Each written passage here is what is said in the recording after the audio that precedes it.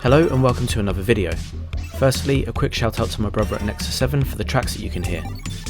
I've left these details in the description below if you're interested in his music and want to hear more. Also, if you enjoyed this video, please leave a like, subscribe and hit that notification bell for future updates. It will really help this channel to grow. So with that out of the way, I finally managed to get my hands on a copy of Doom Eternal, and whilst I haven't been able to spend too much time with the game, I thought I'd do a brief first impressions video on the first few levels. This is one of the games that I've been looking forward to this year, and as it's early days, I will not be including any spoilers beyond the opening cutscene and first level. So without any further ado,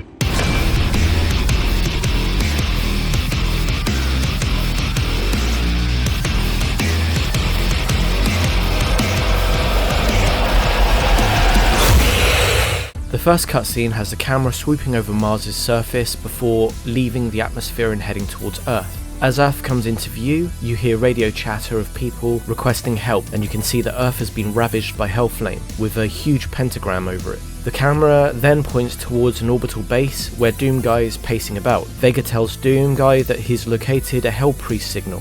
This appears to be the main driving force of the plot. A news reporter then indicates that 60% of Earth has been consumed by Hell's invaders. After an introductory section, you take out this Hellpriest, who attempts to stop Doomguy killing him by telling Doomguy that his soul is protected.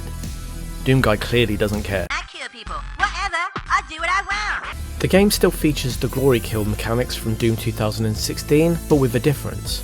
I'll go into this a little bit more in a moment, as to explain the changes I'll need to explain some of the weapons and abilities. To start with, I was initially surprised at how much you were handed within the first level. Within the first level, you are given the shotgun, the chainsaw, the machine gun and the shoulder-mounted grenade launcher. Like in Doom 2016, you can find drones with weapon mods, and I encountered two before I'd found the machine gun. This allowed me to obtain both of the mods for the shotgun, which has changed since Doom 2016. Now the mods include a minigun and a sticky grenade launcher. The machine gun remains largely the same from Doom 2016 however. Going back to glory kills, the difference that I mentioned earlier is the fact that now all it awards you is health. To get your ammo back, besides picking them up on the map, you have to use your chainsaw. Your ability to kill certain enemies is bound by the amount of chainsaw fuel that you're carrying. Stronger enemies require more fuel, but in combat situations you are constantly provided with weaker enemies to dispatch. Zombies keep on spawning as far as I've noticed, even after the larger foes that are required to open the way have been dispatched. This threw me a little bit to start with, as I felt that it broke the immersion, but I soon got accustomed to it and found myself leading larger foes towards where the zombies were. By the second level you receive a flamethrower which is shoulder mounted. This causes enemies to be engulfed in flame, and ignited enemies drop armor shards, and drop a large dump of them when they're killed. But combat felt faster this time round. By level 2 you get the dash ability, which gives you more options to weave in and out of combat and to avoid projectiles. This also plays into the platforming aspect of Doom Eternal. Secrets return in Doom Eternal, with models, tracks for your ship, cheats, which I haven't actually tried yet, and secret missions. Exploring adds to your overall mission score, and in turn rewards you with upgrade points for your arsenal. Secret missions come in two varieties. Combat challenges, which are red in appearance and seem fairly straightforward in killing enemies that spawn, and Slayer Gates, which are purple in appearance. These take you into a battle arena which rewards you with a key fragment for completion. In addition, you find 1-ups hidden all around the map, which allow you to instantly respawn on the spot should you die.